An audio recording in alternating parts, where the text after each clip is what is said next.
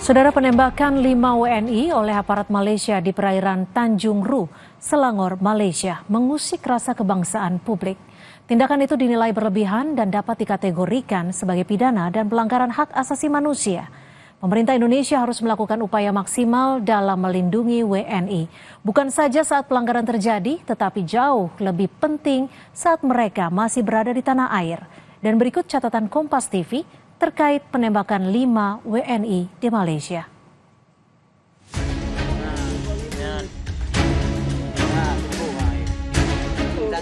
Lemas dan kesakitan, kondisi pekerja migran asal Indonesia setelah kapal mereka ditembaki aparat Malaysia. Akibat penembakan itu, 1 WNI meninggal sementara 4 orang dirawat di rumah sakit Selangor. Kepolisian Malaysia mengklaim penembakan terjadi karena ada perlawanan dari WNI.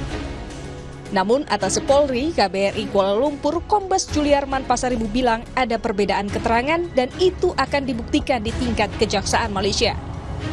Bahwa ada versi yang berbeda dari pihak para korban. Kemudian dijelaskan juga bahwa dari pihak penyidikan bahwa ini akan diputuskan di pendakwa raya atau kejaksaan, tingkat penuntutan atau kejaksaan.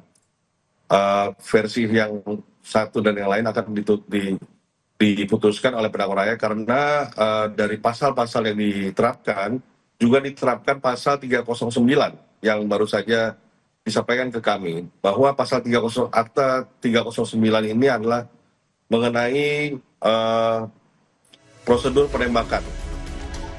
Pemerintah Indonesia melalui Kementerian Luar Negeri telah meminta penyelidikan menyeluruh atas penembakan ini. Yang Malaysia yang tertembak itu Pak, bagaimana? Katanya ada penyelidikan. Saya minta kemarin untuk diselidiki. Baik. Data Bank Dunia tahun 2017 menyebut ada total 9 juta jumlah pekerja migran Indonesia di seluruh dunia.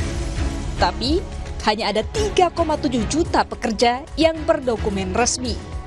Amanat Undang-Undang Nomor 18 Tahun 2017 tentang Perlindungan Pekerja Migran Indonesia sudah mengatur mengenai pembebasan biaya bagi calon pekerja, tapi praktiknya tidak berjalan.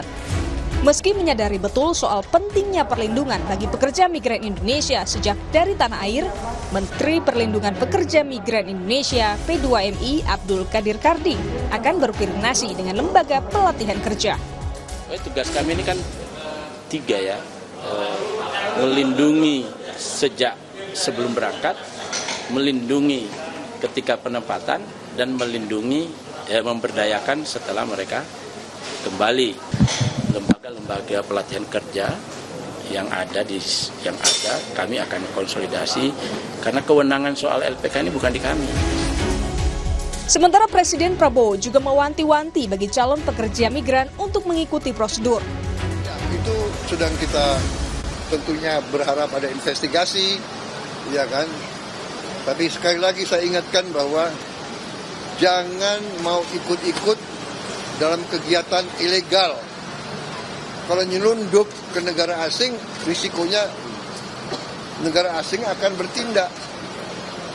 Jadi rakyat kita jangan mau dibohongi oleh sindikat-sindikat yang berjanji ini, berjanji itu. Pekerja migran kita adalah pahlawan devisa. Pembenahan di tanah air perlu dilakukan demi menekan praktik nakal agen penyalur abal-abal. Tim Liputan, Kompas TV.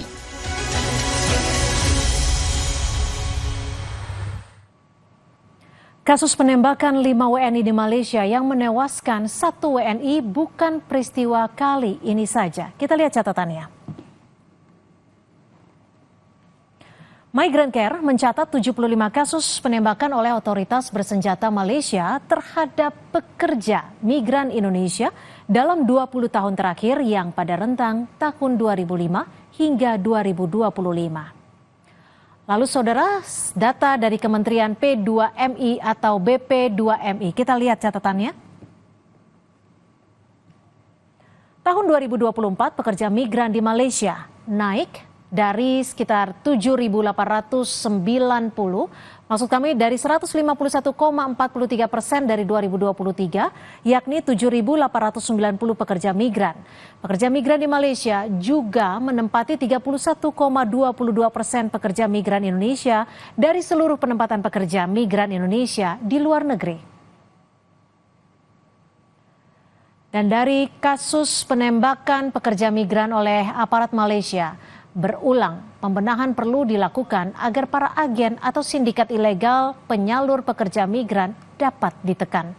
Banyaknya jumlah pekerja migran tidak berdokumen bukan tanpa alasan, lantaran biaya untuk pengurusan resmi cukup besar.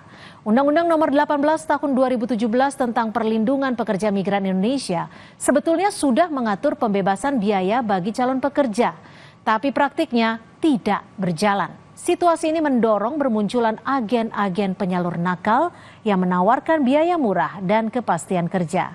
Tawaran jalan pintas bagi calon pekerja migran.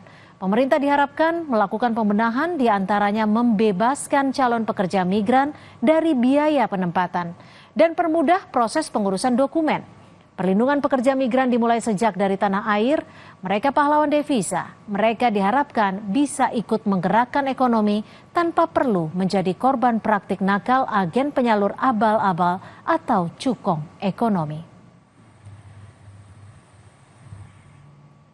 Dan saudara, demikian catatan Kompas TV hari ini. Kita jumpa lagi pekan depan.